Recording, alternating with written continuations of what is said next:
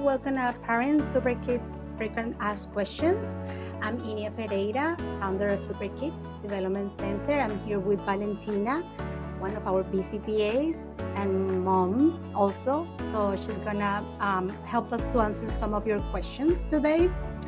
So Valentina, sometimes other kids seem scared or confused around SuperKids, like, especially when they're different, right? What does this happen, and how do you think we can help them to feel more comfortable around other kids? Okay. I think it can happen for lack of education, not knowing how difference can affect the kids, because sometimes disabilities can be visible or can be invisible.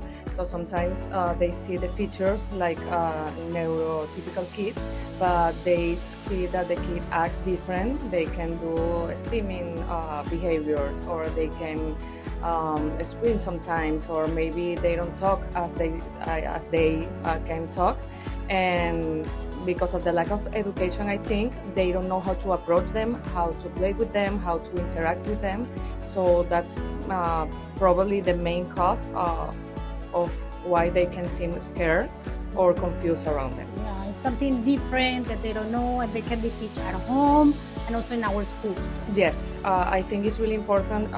The primary caregivers should be like teaching the kids and sharing with them, and telling them that every kid is different. It doesn't matter if they have a disability or not. Everybody has a different pace, a different way to learn, a different way to express themselves, and they should first respect that, and second, they should be enabled or have the tools to being able to approach them or to socialize with them. So the parents are the main ones or responsible to teach the kids about different abilities and how to approach them.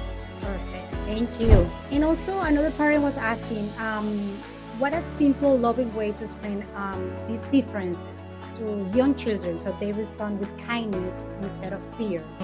Like I was saying, using everyday situations while the kid is in a community setting and a playground where you can find different kids with different situations, they can teach the kid how to approach the other kid, how to treat them.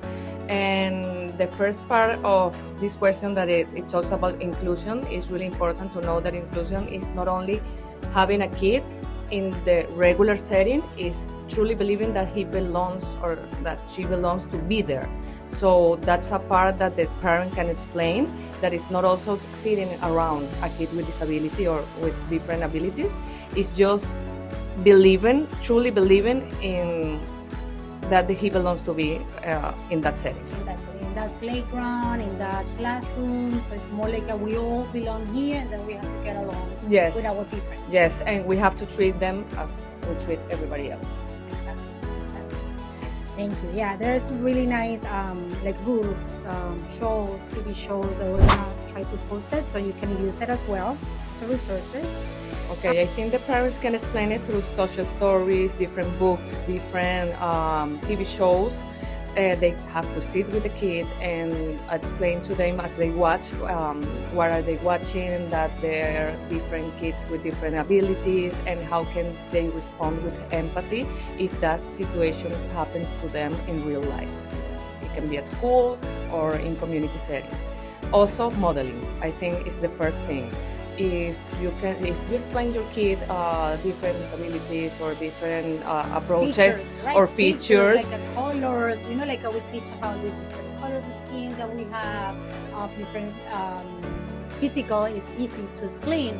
But when we explain it, also we have to model and explain and go to the community. Yes, and if they see the parent related to the kids appropriately, they're gonna copy the same. So it's really important for the parent to model kindness and empathy with others for them to copy the same or to do the same. How can I use everyday moments to help my child learn about inclusion? Another question. So what should I do when another child or even an adult asks questions about my child in public? How should I respond? that has happened to me in a playground, well, in different settings. And it's usually for the same that I was saying. They don't know why the kids look different when they have physical features. In this case, my daughter has Down syndrome, so she has different features as the neurotypical kids. And one of the kids asked me, why does she look different? And I said, look, she has different abilities. Every kid is different, but in her case, she has a condition that is called Down syndrome. What does that mean? Well, that the kids learn a little more slow, or they learn different than the other kids, and they need extra help to get where typical kids can get easier. And I think this is a really important part to explain, because that can increase the empathy within the kids and the parents when they know that a kid with disability struggles more than a typical kid to get where the typical kid can get just overnight, because they can reach the milestones within the appropriate range, while a kid, in this case with Down syndrome, needs a lot of work and therapies and effort to get where a neurotypical kid can get overnight. So this explanation, I think, can develop the empathy with the parents and with the kids. Yes. Yes. Yeah, and also what I always tell my parents during assessments and when I meet them in their path is like we all have weaknesses, we all have a strength. And we have to focus, like, we're supporting what they're lacking or they need more support with, like academics or stuff like that. But they have a strength, like, maybe they really, like, they learn about ABCs or structured activities or music, or like they're socially really good. Like, for example, with Down syndrome, they love music. They're very social, emotional. They're very attached. But different conditions. So everybody have like different ups and downs. So we just need to find out and teach them. Okay, maybe he's gonna be loud, but if you do this with this child, it's gonna be awesome. He's gonna paint beautiful, or he's gonna do that, and then just start learning and like embrace that. Yes. No. Yeah, we have one of our SuperKiddos that she just got into a general ed, and it's awesome. I don't know, it's your client. Yes. Without disclosing any personal information, but it's beautiful to see how she's like a blending, and she have like the strength, and she have go through the process to be to earn that inclusion in the classroom. No, and when I always said that it's good to have kids with disabilities within the general education context, I like to emphasize that it's important not only for the kids with condition or neurodivergent, it's for everybody.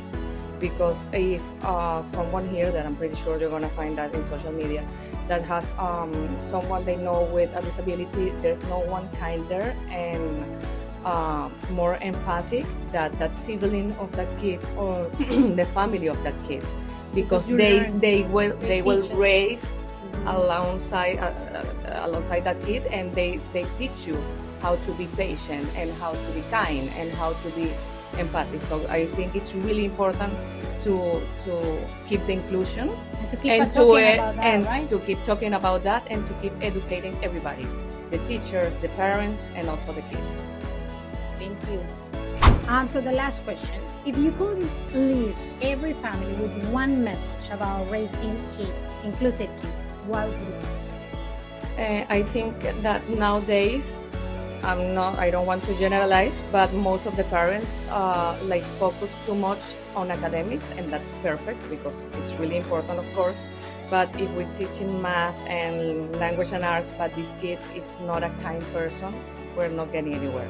That's my perspective. So it's really important not only to focus on, I have to do math and I have to do iReady or whatever academic task. I have to also teach and model my kid that he has to be or she has to be a good person overall. Because that is one thing that it's probably harder to teach when you're an adult. Perfect. Yes, it's important. Thank you so much for watching us. Thank you.